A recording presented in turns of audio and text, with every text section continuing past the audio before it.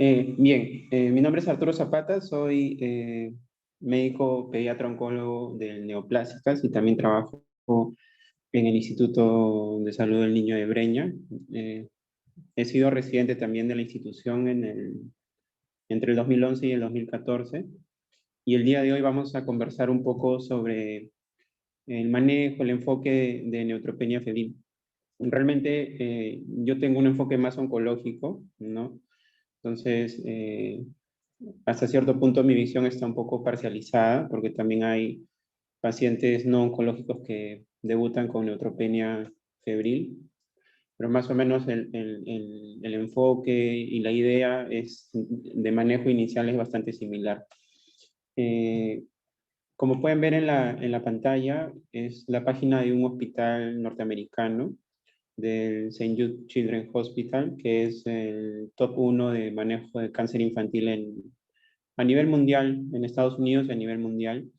Y es un hospital que trabaja bastante con países que se encuentran en proceso de desarrollo como el nuestro y brinda herramientas educativas de bastante nivel y totalmente gratis, ¿no? Entonces, la página que ellos manejan se llama Cure for Kids, que pueden ver ahí en la parte del encabezado. Y lo que les quería mostrar a ustedes es que cuando creen su usuario, pues es totalmente gratuito.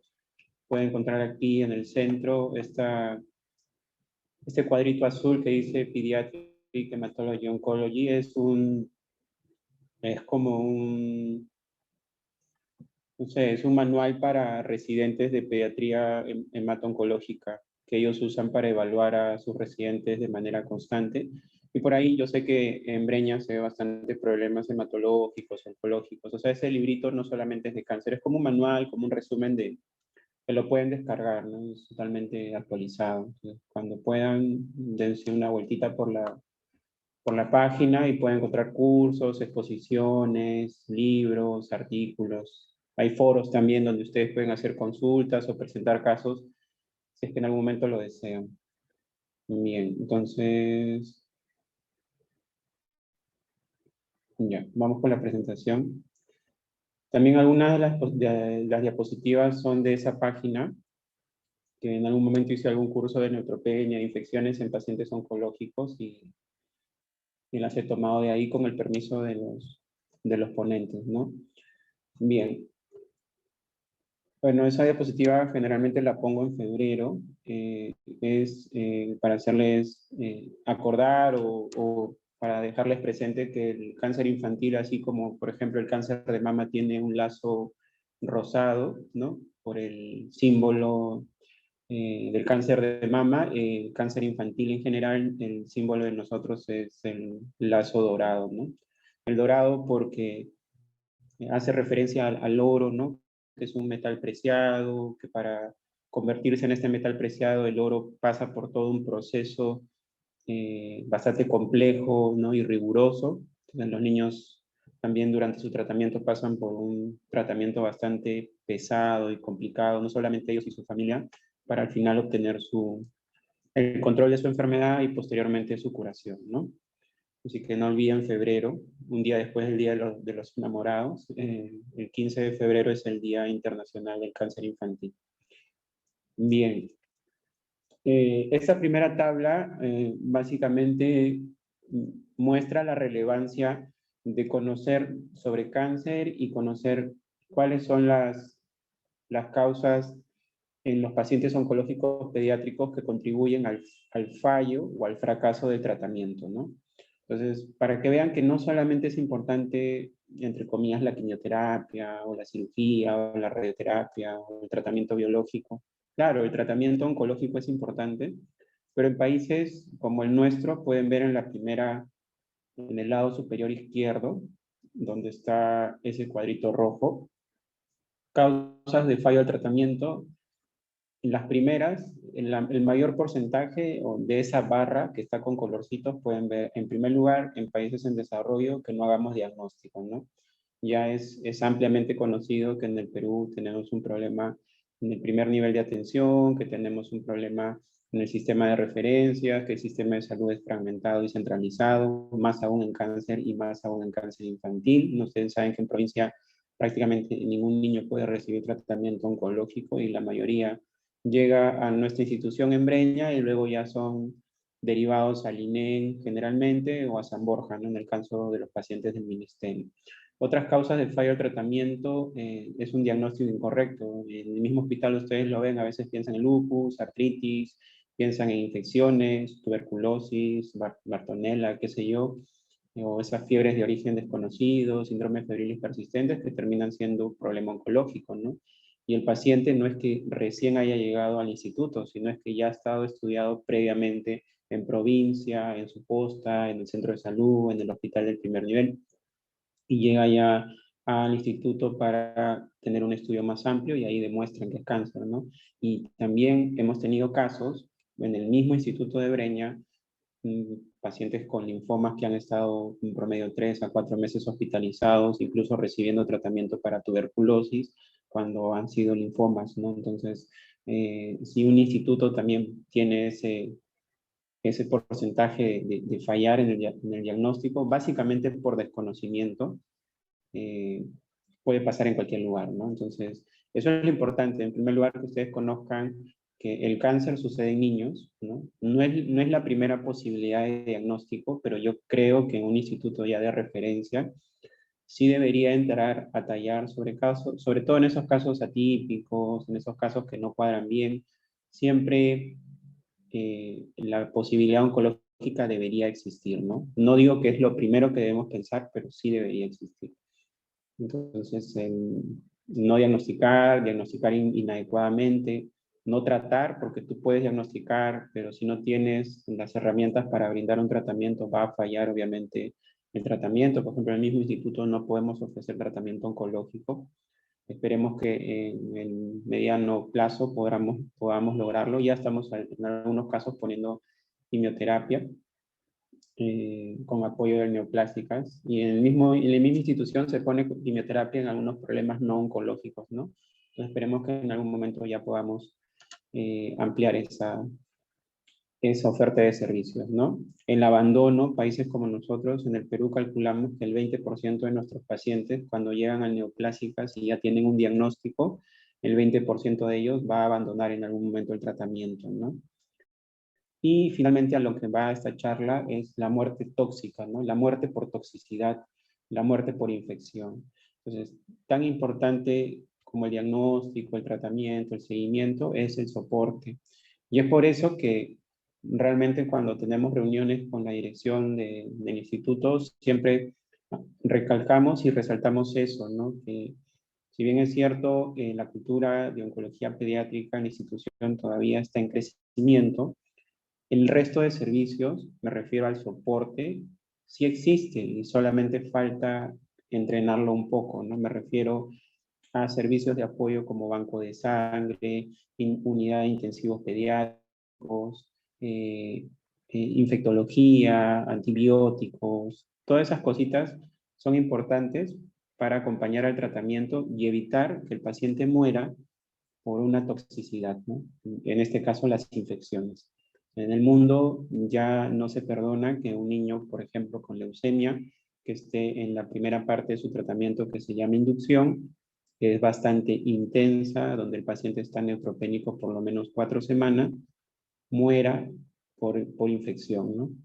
Puede morir por la enfermedad, pero no debe morir por la infección. O sea, no debe morir por una complicación. Y para eso estamos nosotros, ¿no?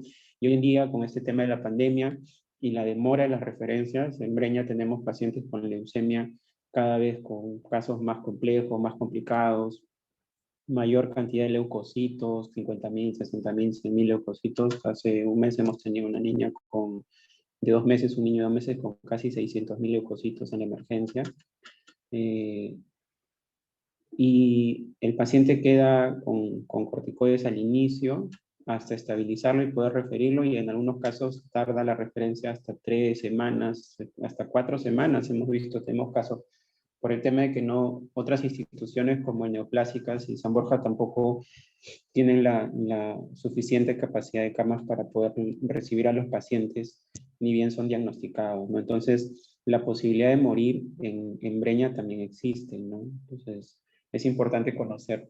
un poco de las complicaciones de los pacientes oncológicos, particularmente neutropenia febril, ¿no? Entonces, en la parte inferior del centro ven el segundo cuadro que está resaltado y cuáles son las causas de muerte tóxica o muerte por toxicidad. En la cabeza son las infecciones, ¿no? Y son infecciones que generalmente pueden ser bacterianas, ¿no? Pero también pueden ser virales, fúngicas y demás, ¿no? Y otras causas de muerte tóxica, como pueden ver ahí, está el sangrado que puede presentar cualquier leucemia, sobre todo la leucemia promielocítica, que es un tipo de leucemia mieloide, o aquella leucemia que debuta con muchos leucocitos, aquellos niños que están con 50.000, 100.000, por encima de 100.000 leucocitos, tienen mayor riesgo de sangrado a nivel del sistema nervioso central. Entonces, es una causa también de muerte tóxica. Lisis tumoral, ¿no?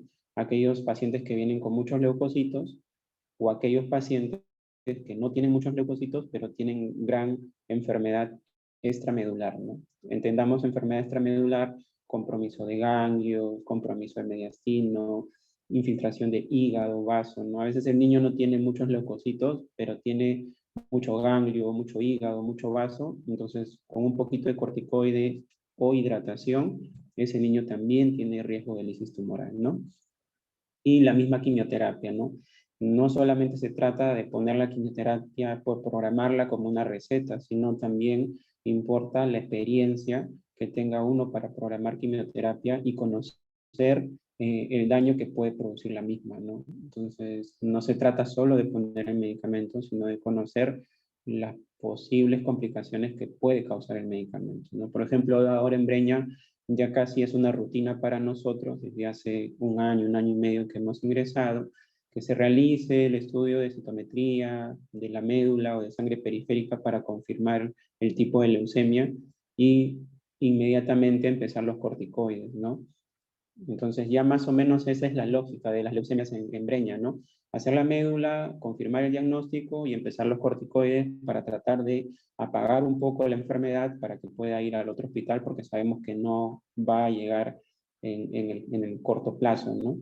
Pero no pasamos a la otra parte de qué complicaciones puede presentar un paciente con leucemia de debut y corticoides encima, ¿no? Entonces, poco a poco, eso es parte de la curva de aprendizaje.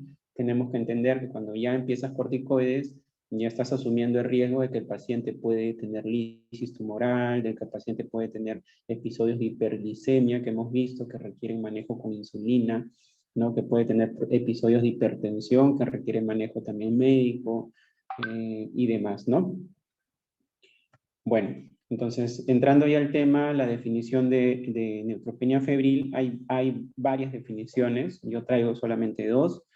Bueno, dos criterios, ¿no? Que el paciente tenga neutropenia, considerando neutrófilos por debajo de 500, o tenga una proyección que en las próximas 48 horas estos neutrófilos caigan por debajo de 500. Por ejemplo, y hablando del tema particular de oncología, si un paciente me llega a la emergencia y yo sé que está con quimioterapia intensa, porque no toda la quimioterapia produce neutropenia, si sé que el paciente llega a emergencia por fiebre y está con quimioterapia intensa, y le hago un hemograma y me sale con 1000 neutrófilos, pero yo espero que en los próximos 2 o 3 días esos neutrófilos sigan cayendo por la quimioterapia que ha recibido, entonces sí lo puedo considerar como un neutropénico. Y el otro criterio es la fiebre, ¿no? La temperatura mayor a 38,3 o a 38 por un tiempo mayor de 1 hora, eso es según la definición de la ITSA, ¿no? De la Sociedad de Infecciones de Estados Unidos, o temperatura mayor a 38,5 en 2 tomas con diferencia de 2 horas, que es la definición de la ESMO, que es el equivalente a la ITSA, pero la ESMO es de Europa, ¿no? La Europea de Enfermedades Infecciosas. No, de oncología médica. Cuando se toma la temperatura axilar hay que hacer una corrección de 0,5 grados, ¿no? Si tiene 37,5 le adicionas 0,5, sería 38 y así. Y en niños neutropénicos nunca tomamos temperatura rectal, entonces siempre hay que tener cuidado por el riesgo de lesionar el ano, por el riesgo de translocación bacteriana, ¿no? Por el riesgo de complicaciones infecciosas básicamente. No se pone ni supositorios, ni enemas, ni se toma la temperatura rectal. Básicamente eso, ¿no? Eso es una definición académica, ¿no? Operacional, pero no es una definición que nosotros aplicamos tanto en la práctica, porque muchas veces ustedes entenderán que un paciente con neutropenia, si se acordarán los pacientes con HIV en su fase SIDA, no todos hacen fiebre cuando están infectados, ¿no? A veces basta con taquicardia, ¿no? O no todos tienen el criterio de menos de 500, estamos viendo que con más de 500 también se pueden considerar neutropénicos febriles, ¿no? Entonces no son parámetros que se tienen que tomar como absolutos, pero sí es una guía que tenemos que tener como base, ¿no? Siempre el criterio clínico es el que va a primar. Y obviamente neutropenia febril es una emergencia oncológica, ¿no? Bueno, las definiciones como ya las hemos visto, y lo único que me gustaría resaltar de esa diapositiva es que pacientes nuevos, ¿no? Por ejemplo, leucemias nuevas o pacientes que han recaído, leucemias que recaen, pueden tener valores de leucocitos elevados, ¿no? Como usted puede ver en la emergencia, 50.000, 100.000 leucocitos. Pero deben ser considerados igualmente neutropénicos funcionales, ¿no? Puede tener 100.000 leucocitos, pero el 99% son blastos y no hay neutrófilos. Y así tenga neutrófilos, es una neoplasia hematológica.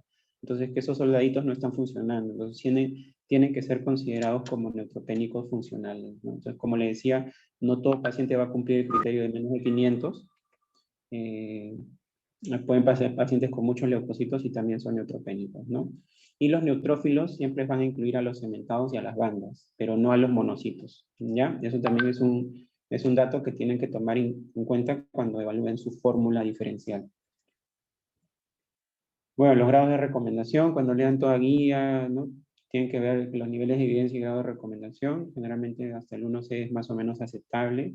Pero sí, en cáncer y en cáncer pediátrico, realmente niveles de evidencia no hay mucho, porque al ser enfermedades relativamente raras y al no tener suficiente cantidad de casos, y también por el tipo de estudios que se tendría que realizar por la parte ética, el nivel de evidencia por lo general es relativamente bajo, ¿no? Hoy en día está mejorando eso, pero en cáncer pediátrico hay guías, sí, pero el nivel de evidencia no es de los mejores, ¿no?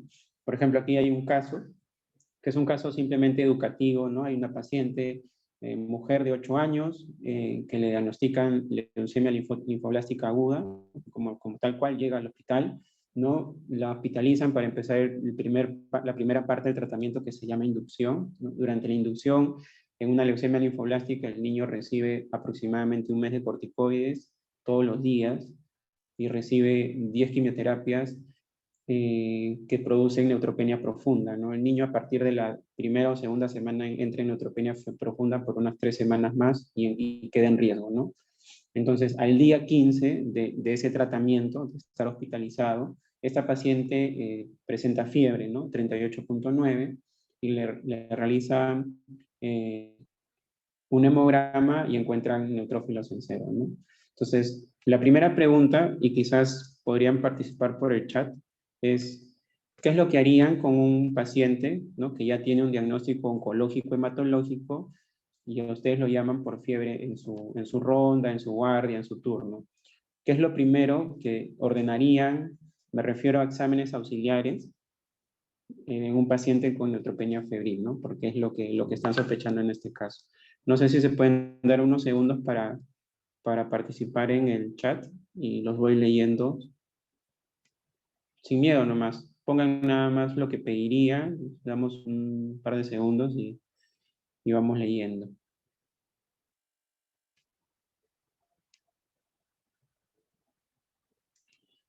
Bueno, acá tenemos a Alexandra, dice hemocultivo por 2, perfecto. Dice biometría hemática, pancultivos, PCR, según clínica imágenes, perfecto. Hemograma, PCR, hemocultivo por 2. Bien. Bien, entonces, inicialmente lo que pedimos, lo mínimo que deberíamos pedir es un hemograma, ¿no? Para evaluar la fórmula diferencial. Cultivos sí. Consideremos que muchas veces los pacientes oncológicos ya tienen dispositivos invasivos. Pues si vienen por una leucemia nueva, por lo general en el hospital le ponemos un catéter, entonces ya tiene un riesgo adicional de infección. Y la recomendación es, aparte del hemograma, cultivar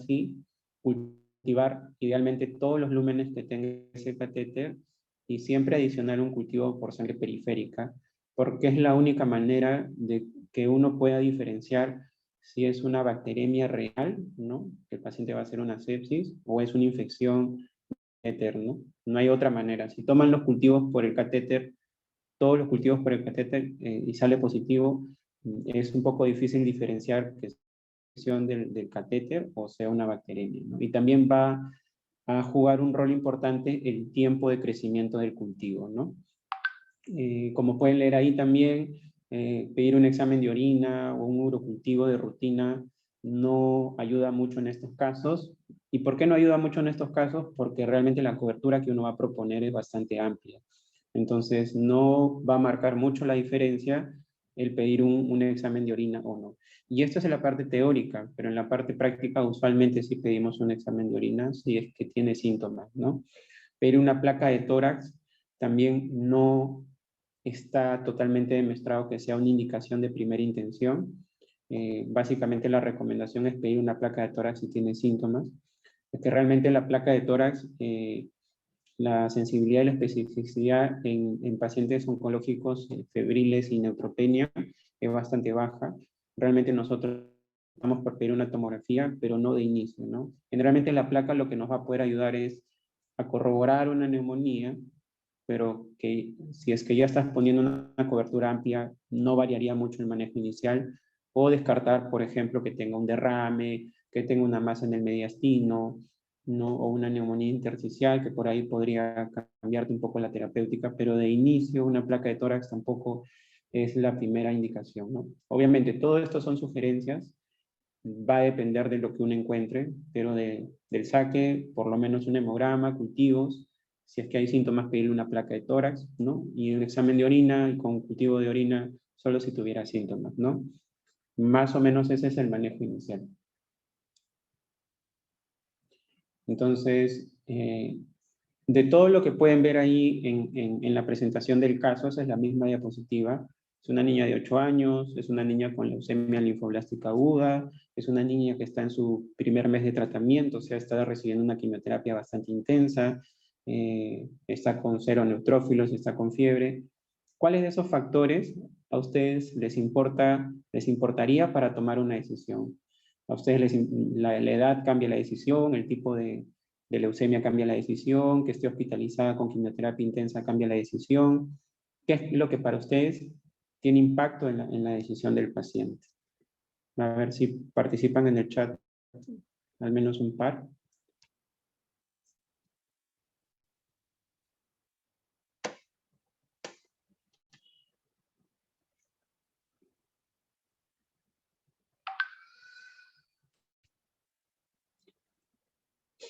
Bueno, a ver, seguimos.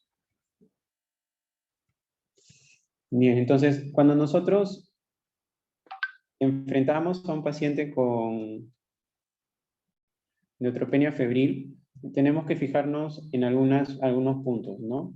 Puntos tanto de la enfermedad propia en sí, del problema oncológico que estamos enfrentando, puntos en relación al paciente, o sea, la persona, al individuo, y puntos relacionados a la institución. Con respecto a la enfermedad, la primera pregunta que nos tenemos que hacer es qué tipo de neoplasia es, ¿no? Del saque, las neoplasias hematológicas, o sea, las leucemias, tienen mayor riesgo de neutropenia frente a un tumor sólido, ¿no? A un tumor de cerebro, a un tumor del hígado, a un tumor de riñón. O sea, generalmente las neoplasias hematológicas toleran menos quimioterapia. Y como ya tienen de fondo un compromiso de la inmunidad, tienen mayor riesgo de neutropenia, tienen mayor riesgo de que esta neutropenia sea más profunda, tienen mayor riesgo de que esta neutropenia dure más tiempo y tienen mayor riesgo de que las infecciones más severas, ¿no? Entonces, grupos de alto riesgo de neutropenia severa, profunda y febril son las leucemias linfoblásticas agudas, son las leucemias mieloides agudas, son los pacientes que van al trasplante y son los pacientes con leucemia que han recaído. Entonces, esos 4 grupos en todas las guías, sea de adultos o de niños, son considerados como grupos de alto riesgo de neutropenia febril. Básicamente por la enfermedad y por el tipo de tratamiento que reciben, ¿no? ¿Qué otro punto me fijo? La fase del tratamiento, ¿no? Entonces, para la fase del tratamiento hay que conocer más o menos cómo se trata una leucemia. La leucemia linfoblástica aguda, que es la más frecuente, que es el 80% de las leucemias de los niños, tiene básicamente 3 a 4 fases de tratamiento. La más importante es la del primer mes, llamada inducción, que es la que busca eliminar toda la leucemia del cuerpo para que con la fase siguiente simplemente yo logre controlar la enfermedad. Y como buscamos eliminar la mayor cantidad de enfermedad posible, la quimioterapia tiene que ser generosa, tiene que ser intensa. Entonces, esta fase de inducción es donde hay mayor riesgo de neutropenia para los pacientes con leucemia. A diferencia de la fase de mantenimiento, que ya es la última parte del tratamiento, donde solo reciben pastillas y vienen cada mes, cada 8 semanas al consultorio para ver cómo está su hemograma. Entonces, un niño con leucemia en fase de mantenimiento, que ya está en su casa, que ya está en el colegio, que ya hace su vida normal y que solo toma pastillas, tiene menor riesgo de neutropenia que un paciente que está en la fase de inducción.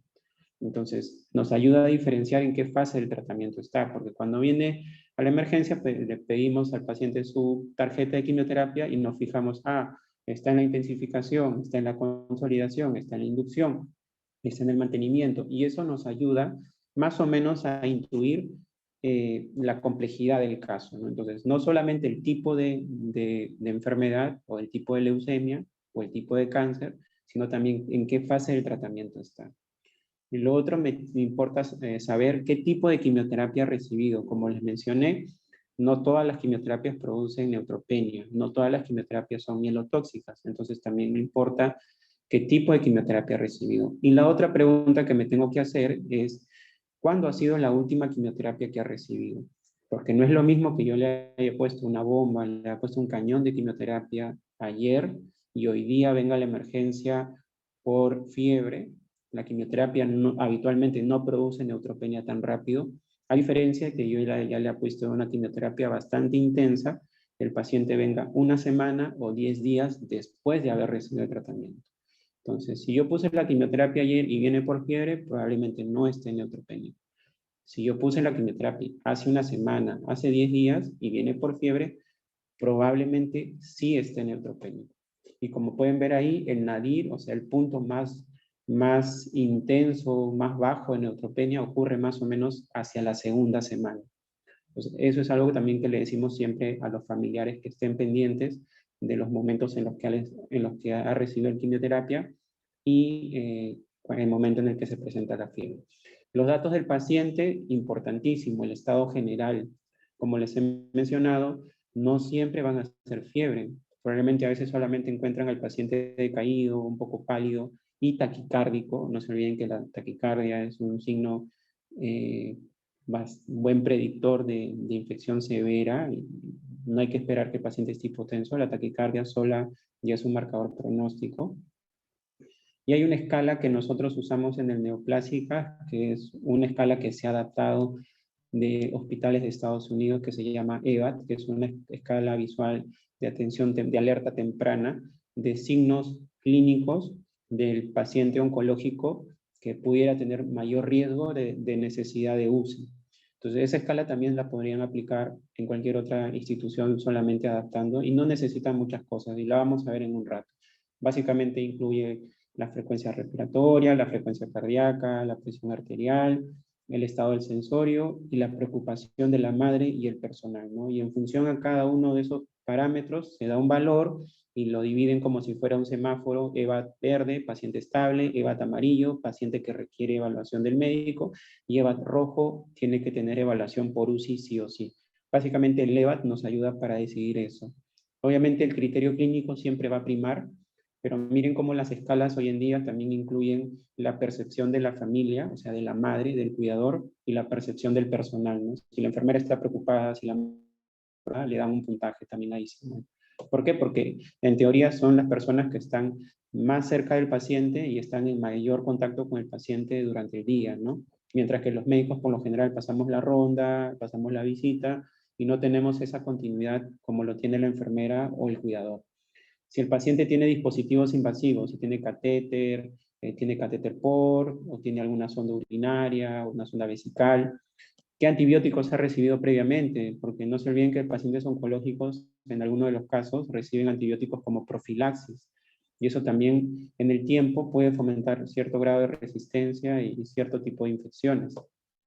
Infecciones previas. Lo que hemos visto es que pacientes a veces tienen infecciones por gram negativos anteriormente y siempre que hacen neutropenia vuelve a aparecer la misma infección, ¿no? Entonces probablemente estén colonizados y el germen solamente está esperando el episodio de neutropenia para volver a dar síntomas, ¿no? O IFD, que son, o IFI, también conocidas como infección fúngicas diseminadas, que también puede ocurrir en pacientes con neutropenia profunda prolongada, ¿no? Biomarcadores también son puntos clave, ¿no? Hay mucha discusión si la proteína C reactiva, si la procalcitonina, si la interleuquina 6 u 8 son marcadores pronósticos en infecciones en neutropénicos y nada está claro con respecto a esos marcadores, ¿no? Y la institución, y es una pregunta que siempre hago, y es lo primero que hice cuando llegué a Breña y cuando llegué al INEN, en mi época de residente, es ir a microbiología y preguntar cuál es el patrón de resistencia, cuál es el perfil de resistencia de los gérmenes que ustedes tienen, ¿no? Porque solo conociendo ese reporte, ustedes pueden proponer una terapia antibiótica. Si bien es cierto al inicio la terapia es empírica, pero no es lo mismo tener una pseudomonas LEP positivo, ¿no? O tener una cándida resistente a fluconazol, o qué sé yo, como gérmenes más prevalentes en la institución, a tener gérmenes más nobles, ¿no? Porque de eso va a depender el enfoque terapéutico que yo le dé a mis pacientes. Entonces, siempre sería bueno que alguno vaya o pida el reporte de infecciones, del perfil de sensibilidad de su centro para que puedan más o menos tener una idea de qué cosa tienen en su institución, ¿no? Los puntos de partida, o sea, dónde se originan las infecciones, la mayoría, la mitad de los casos son asintomáticos y siempre hay que vigilar la frecuencia cardíaca, no se olviden de eso, el estado general, no todos van a cumplir los criterios clásicos de SIRS. El punto de infección de inicio más frecuente es el punto respiratorio, pero con radiografía normal. Eso quiere decir que el paciente puede tener una placa normal e incluso no tener signos clínicos de neumonía, no puede tener crepitantes, disminución de murmullo. Le hacen una tomografía y tiene una neumonía hasta consolidativa. Por eso que la placa de tórax para nosotros solamente es tomada como un punto de referencia y solamente nos ayuda cuando es positiva. Cuando es negativa no nos ayuda mucho y tampoco la cobertura inicialmente va a cambiar.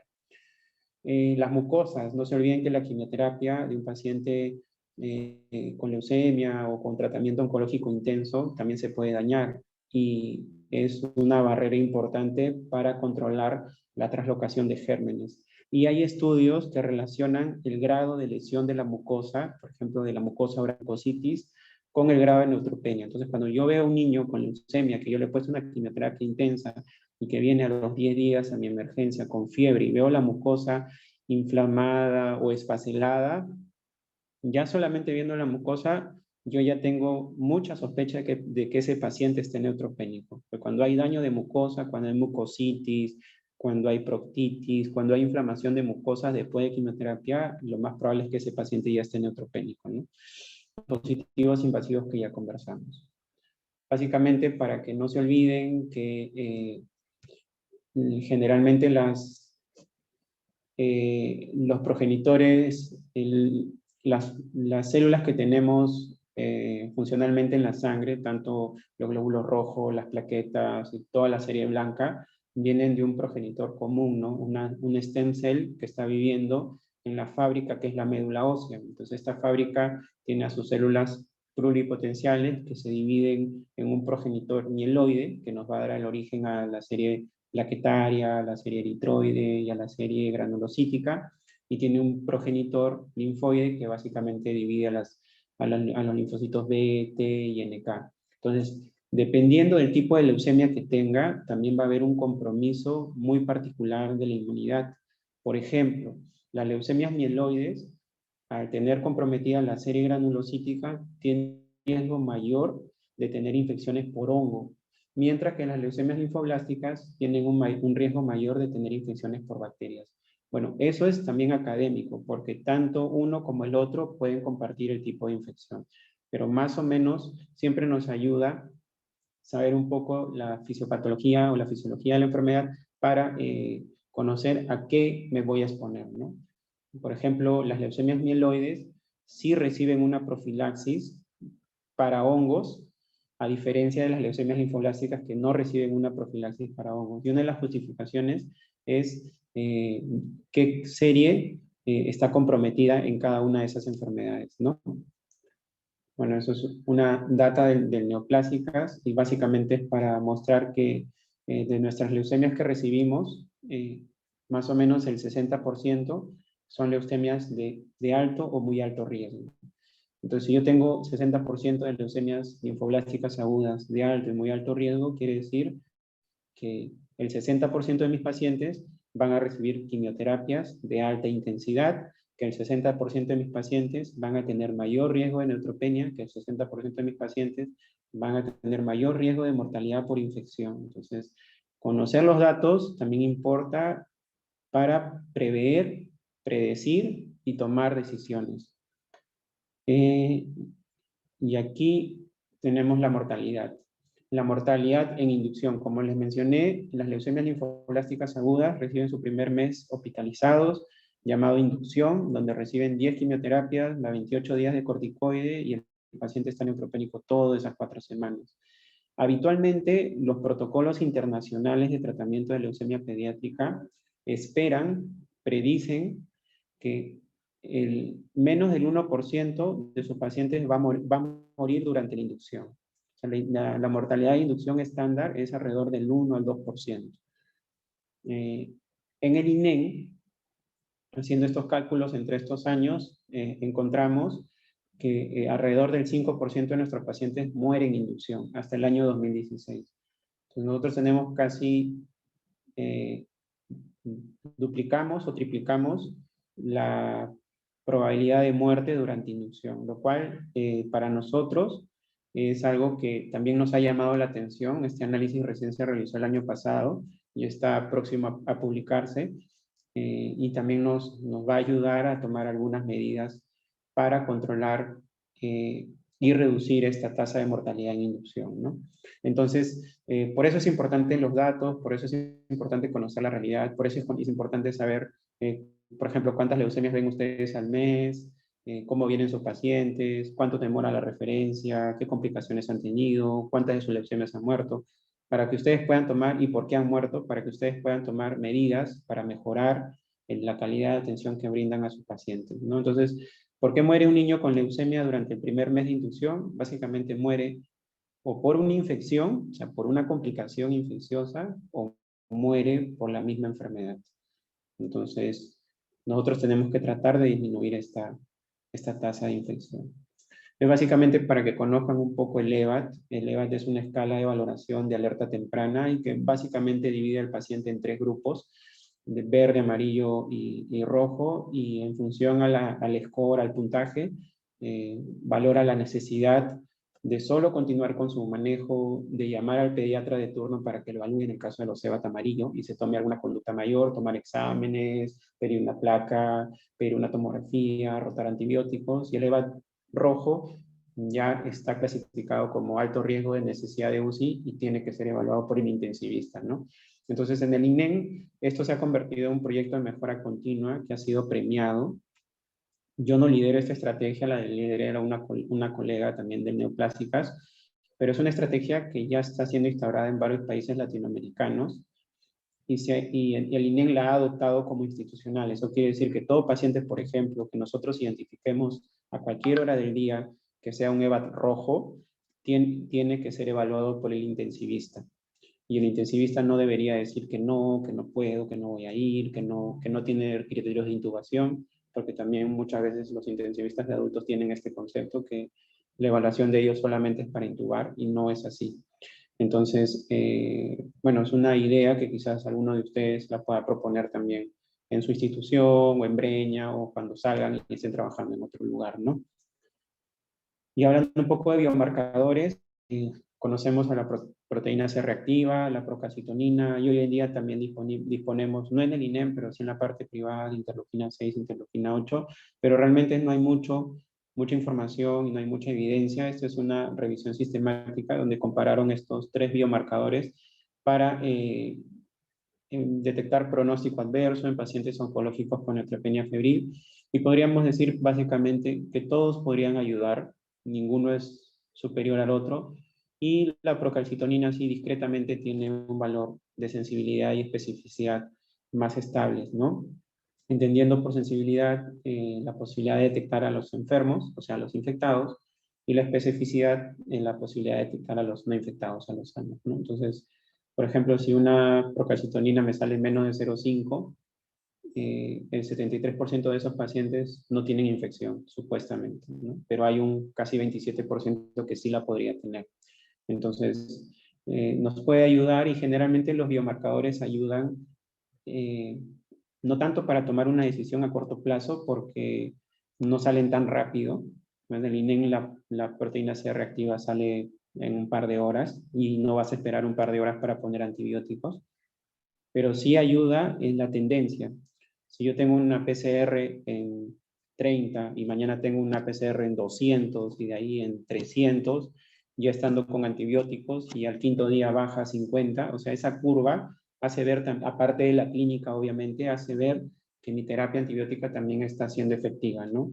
Pero si yo veo una PCR que está elevada todo el tiempo y el paciente con deterioro, obviamente mi terapia no está funcionando, ¿no? Entonces, estos marcadores o biomarcadores ayudan mucho cuando se evalúan en tendencia, no un valor puntual, ¿no? Entonces, eso es más o menos la idea con valores de biomarcadores en infección en neutropénicos febriles pediátricos. Ya hay escalas, no hay ninguna, un score validado para evaluar neutropenia febril en niños. Hay muchas iniciativas, pero ninguna de ellas está estandarizada a nivel mundial. Pueden ver diversos autores. Hay uno de ellos que tiene una flechita en su nombre, que es Santolaya, que es una médico de Chile que se dedica bastante a investigar infecciones en pacientes pediátricos oncológicos. Y, por ejemplo, el score de ella identifica que los pacientes con leucemia recaída, los pacientes que han recibido quimioterapia de entre los últimos 7 días son los que tienen mayor riesgo de tener neutropenia profunda, ¿no? Valores de proteína C reactiva por encima de 9 o de 90, hipotensión y plaquetas menos de 50 son marcadores de riesgo de infección severa, y estos pacientes que cumplen estos criterios deberían ser manejados hospitalizados, no hospitalariamente. No se olviden que no solamente nosotros cuando vemos el hemograma nos fijamos en el valor de los leucocitos o los neutrófilos, nos fijamos mucho en los monocitos. Cuando los monocitos están muy bajos, también el paciente es lo más probable que siga disminuyendo los neutrófilos en las próximas horas, en los próximos días. A diferencia de cuando yo veo un paciente que le ha dado quimioterapia hace 3 semanas y si bien es cierto no tiene menos neutrófilos, pero tiene 10, 15, 20% de monocitos, entonces esa médula ya está funcionando y próximamente en un par de días ya va a empezar a levantar los neutrófilos. Entonces los monocitos ayudan un poco a tomar algunas decisiones o a predecir si el paciente se va a recuperar prontamente o todavía no lo va a hacer.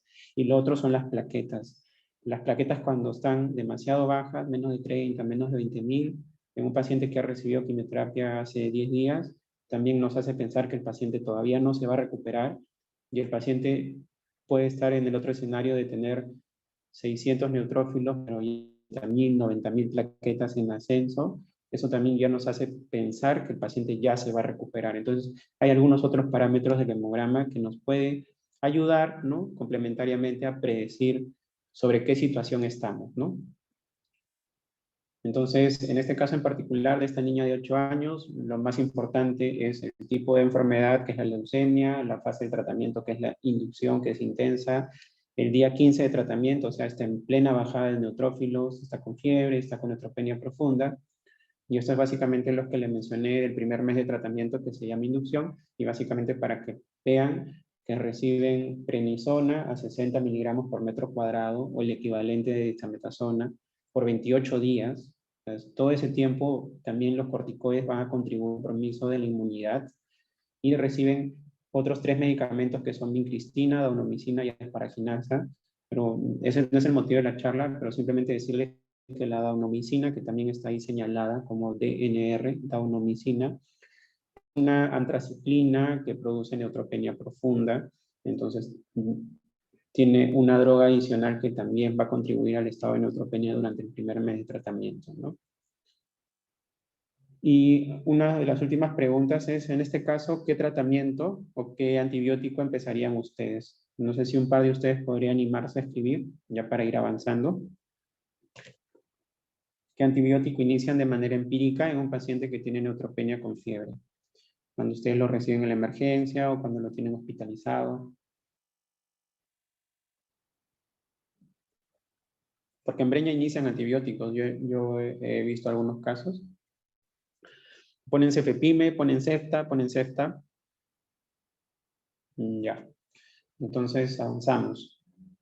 Esas son algunas recomendaciones para cobertura, pero tomando en cuenta que va a depender mucho del perfil de resistencia de la institución. La recomendación es que un paciente con neutropenia y fiebre que no tiene antibiótico previamente recibe una cobertura para gram negativos que incluya hormona. ¿Ya? Eso es lo que tienen que poner. Entonces puede ser una cefalosporina de tercera o una cefalosporina de cuarta.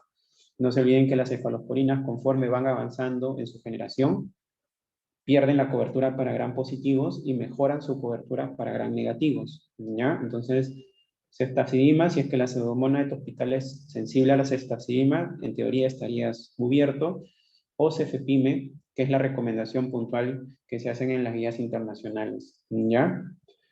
También he visto que es una costumbre que todavía no podemos retirar en Breña, es que muchas veces el paciente hace fiebre y ponen Cefta amica. Hacen una doble cobertura. Y como pueden leer ahí, una segunda cobertura para gram negativo solamente debe ser iniciada cuando el paciente está inestable, cuando sospeches de que existe una resistencia bacteriana. Básicamente esas serían las indicaciones, ¿no? Si el paciente está estable y solo hizo fiebre, y es un paciente, por ejemplo, con leucemia nueva, no se olviden que también la fiebre puede ser por el cáncer, puede ser por la misma leucemia. Entonces, ¿vale la pena iniciar antibióticos? Sí.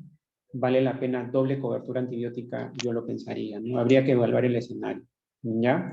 Entonces, y lo otro que sí hay estudios que han demostrado que agregar amicacina como segundo antibiótico para gram negativos en pacientes que están estables lo que va a lograr es dañar el riñón más que mejorar el pronóstico. Y no se olviden que también pueden incrementar la mortalidad por estar colocando demasiados antibióticos. Entonces, el mensaje es, si el paciente estable, solo una cobertura negativa que incluya pseudomonas, y la doble cobertura solo dejarlo para pacientes inestables o cuando ya sospeches altamente o hayas comprobado que en tu centro o que ese paciente en específico tiene un germen resistente. ¿Ya?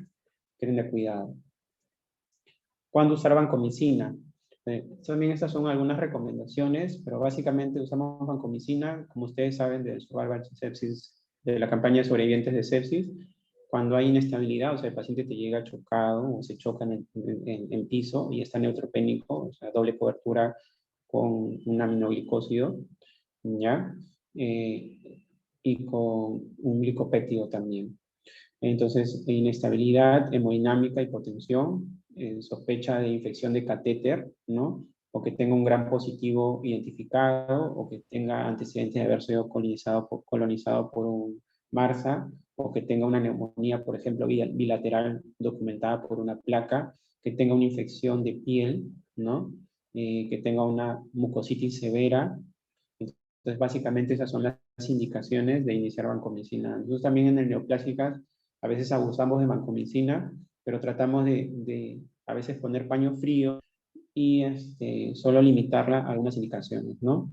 Entonces, ¿qué ayuda para tomar estas decisiones? Uno es la evaluación clínica, conocer el caso clínico, conocer el paciente y tener seguimiento, porque es diferente que yo, que veo a un paciente que hace fiebre en la mañana y trabajo hasta las 2 de la tarde, indique antibióticos, cuando sé que en la tarde no va a haber nadie de turno y solamente va a estar la enfermera y me va a llamar para cualquier intercurrencia, a que yo tenga un médico 24 horas en mi unidad que puede monitorear al paciente de manera más cercana y ante cualquier deterioro agregar el siguiente antibiótico, ¿no? Entonces, eso también influye.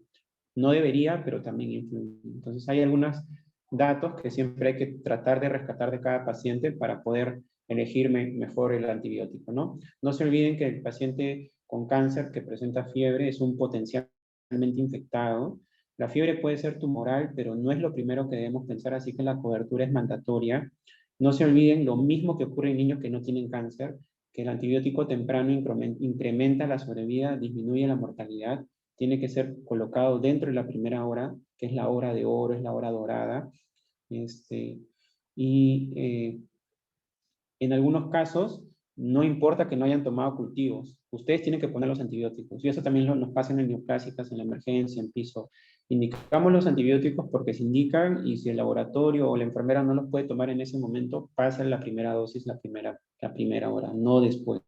Eso es un indicador de calidad de atención.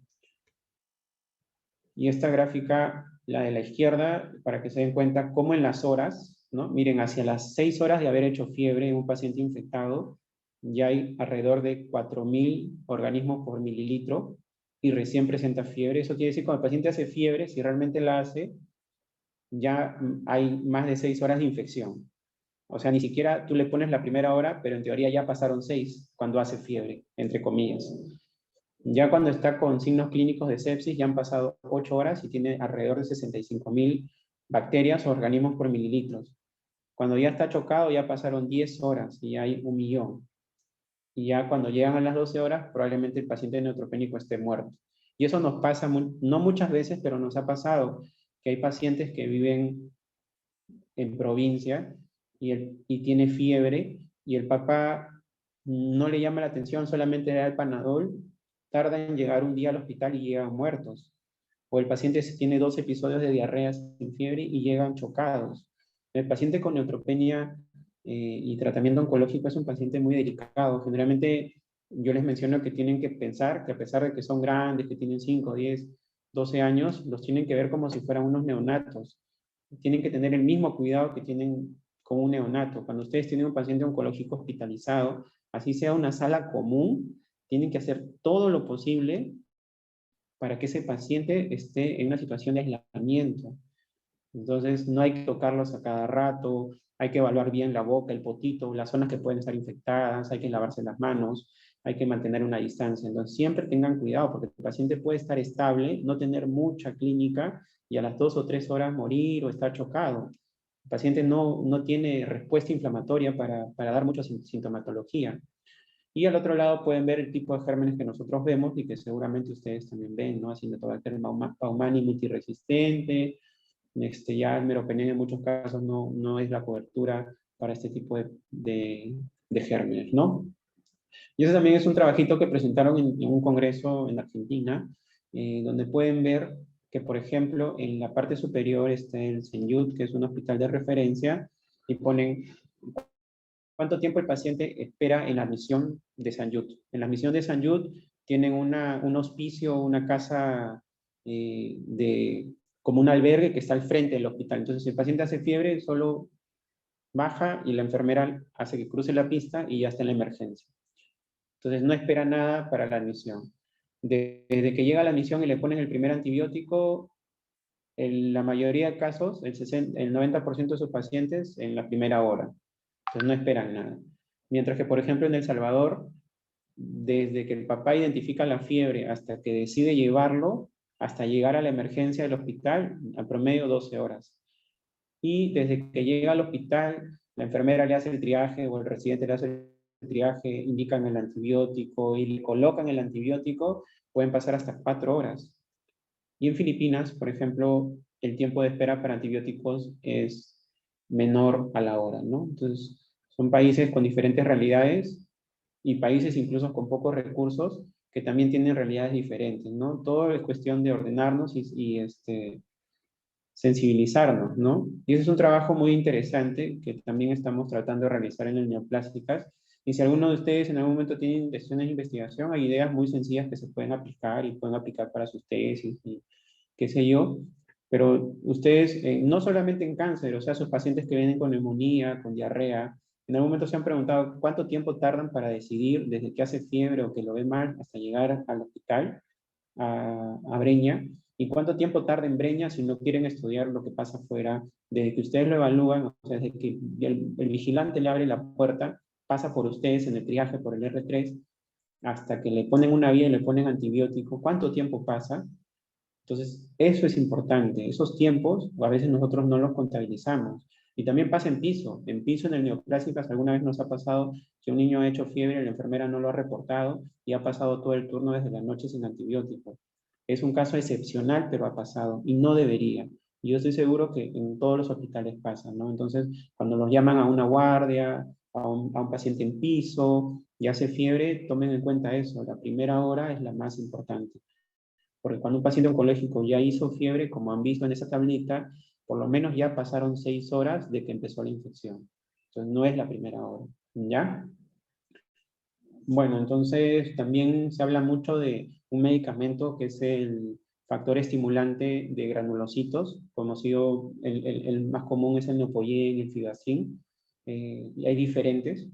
Entonces, se han hecho estudios para ver si colocar factor estimulante de colonias a los pacientes con neutropenia y fiebre disminuye la mortalidad, disminuye la morbilidad.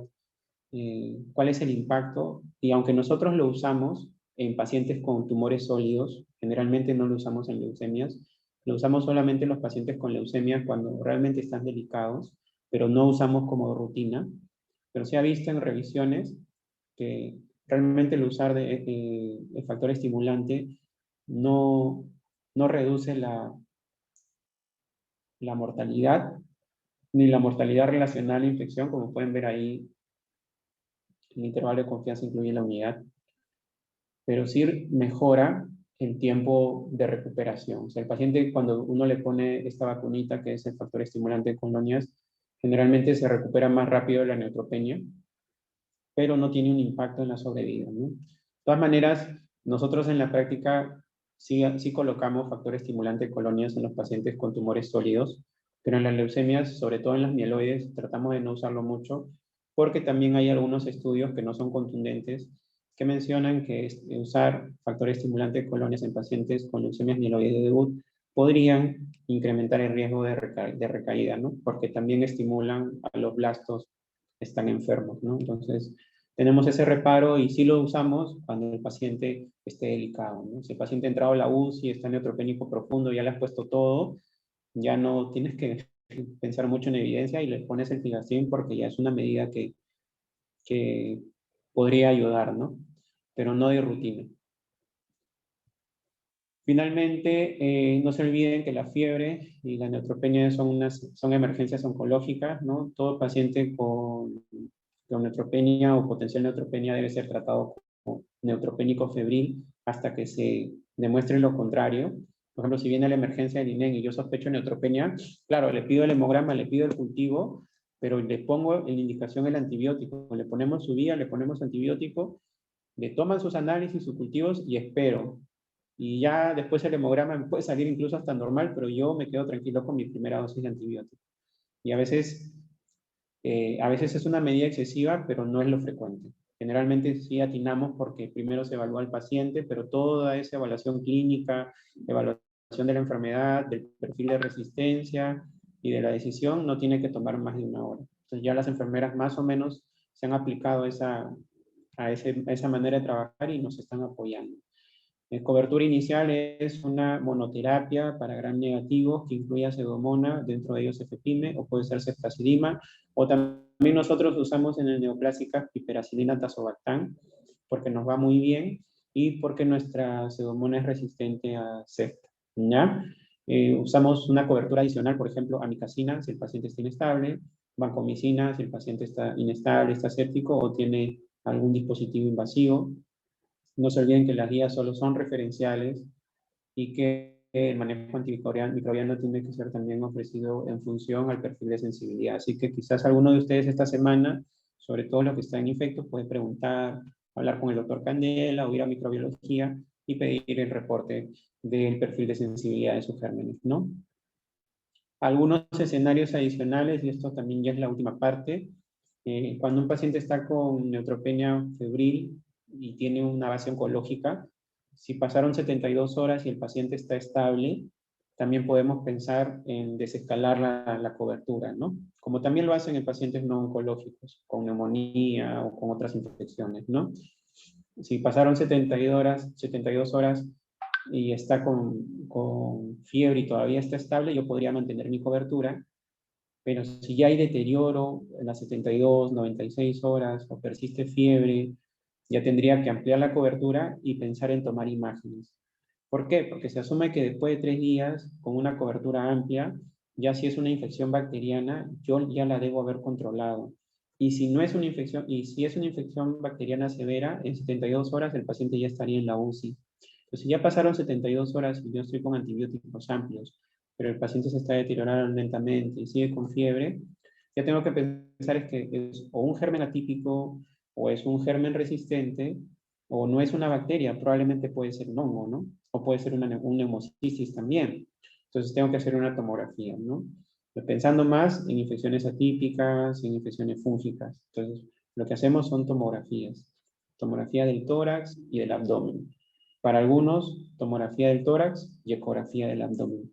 ¿Por qué la tomografía del abdomen no es tan necesaria? Porque una ecografía bien realizada, hecha por un médico entrenado, puede evaluar bien las vísceras, que es lo que necesito evaluar, hígado, vaso, para buscar microabscesos, nódulos, evaluar riñones y evaluar los intestinos, para ver si la pared de los intestinos mide más de 3 milímetros, que es el criterio para determinar tiflitis o enteritis.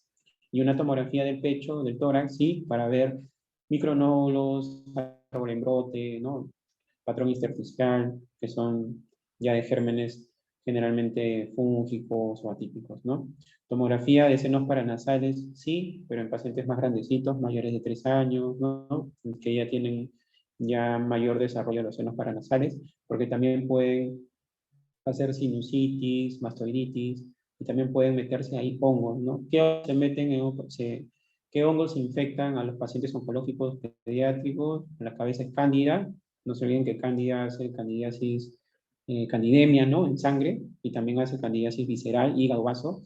Y el segundo en frecuencia está el aspergillus. El aspergillus es un hongo que le gusta mucho ir al pulmón y también a los senos paranasales, ¿no?